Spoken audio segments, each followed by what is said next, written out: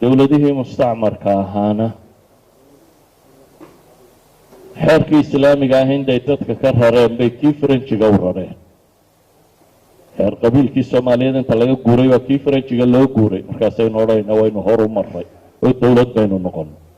maynan horu marina waa sii lunna, waa sii ambannay mar kale. ana xasuusta waxaa la yidhaahdaa dowladda maqrib la yidhaahdaa waxay jirtay khabiir qaanuunyahana oo ay u direen waddanka maraykanka si uu u soo naqliyo alqaanuun almadani lilamerica. dowladda u s a qaanuunkeeda madanigaa si uu u soo naqliyo loo soo minguuriyo. ninkii markuu meeshii tegey baa bugaagtii loo keenay, kolba waxbuu dalbadaa, waa loo keenay. gabadhii u keenaysaa ku qososhay markii dambe. wuxuu yidhi maxaad ku qoslaysaa? waxaan ka yaabanahay bay tidhi wixii idinka laydinka soo guuriyobaa inta ka daba timaadeen qolo kale kasii guurinaysaa. oo waa maxayo qaanuunkan madaniga ee maraykanku wataa bay tidhi waa madhab ilmaliki cindakum. madhab ilmaliki fiqigii laga guuriyey oo maraykan guursaday ayaa muslimkii ka daba tegayoo dib uga soo guurinaya. waayo markuu gacanta maraykanka magalaabuu barakaysmayaa ilaan waa intaa un de ilaan wax kale aan ku fasiro garan mayno. xeerkeennii soomaaliyeed ee qabiil ku salaysnaa xeer islaamiyu ahaa, laakiin markii jahligu batay wuu lumay, waanu khilaafay dhul badan. inuu wax la qaybsan yahay ceebta maaha. oo waddankan ingiriiska weynaa maqashaanba ma laha qaanuun qoran iyo dastuur qorantoona. waa qaadigii kaa horreeyey ijtihaadku ijtihaaday inbaa maxkamaddani xukuntaa. waxaa laga yaabaa 3 maxkamadood oo london gudaheeda ku yaalla kays qura intay wada qaadaan 3 xukumo kala gedisan inay saaraan.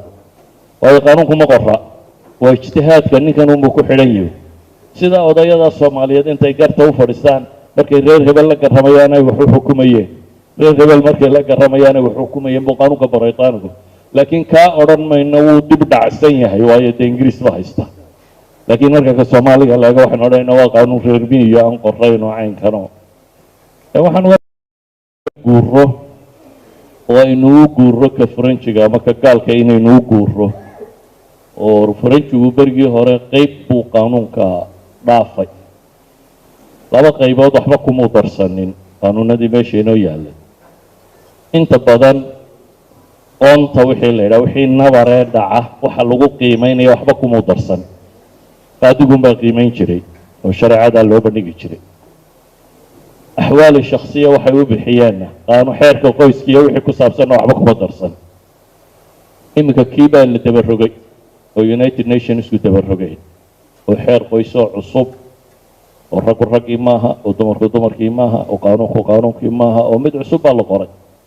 wixii cusbaa ee la qoray caqli daradeenna waxaa ka mid a maalan soomaaliya dastuurka la qorayo waxaa ku qoran qaanuunkii qaanuun alxoriya qaanuun xuquuq alinsaanku inuu waafaqsan yahay ka almutaxida. weligeena maan arag uma tidhaahda almutaxida dastuurkayga ku jiraysa.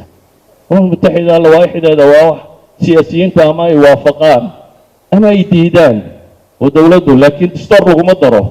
soomaaliya dastuurkeeda hadda la qorayo kaasaa ku qoran in xuquuqda almutaxida siday u fasirtay inuu noqdo xeer soomaaliya ka noqdo. yacni waa jahligiiyo sii labalaabmaya. marka waxaan kusoo koobaya waxa weeyaan wuu dadaalay doctoorku ilaahay khayra ka siiyo. waa bilow uu bilaabay. hadday wax ka dhiman yihiin kolleyba waa lagu dari doonaa ama isaga muraajacaadkiisa daba ku dari ama dad kale wax sii qori doona. inaynu afkeenna wax ku qoraana waa fiican tahay.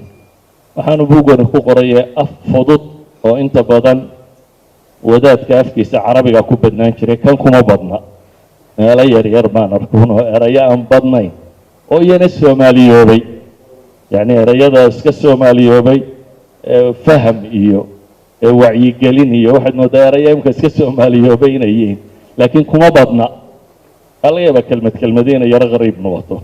ruknigaas oo kale marka la yidhahdo af soomaaliga inaanu ku muuqanin.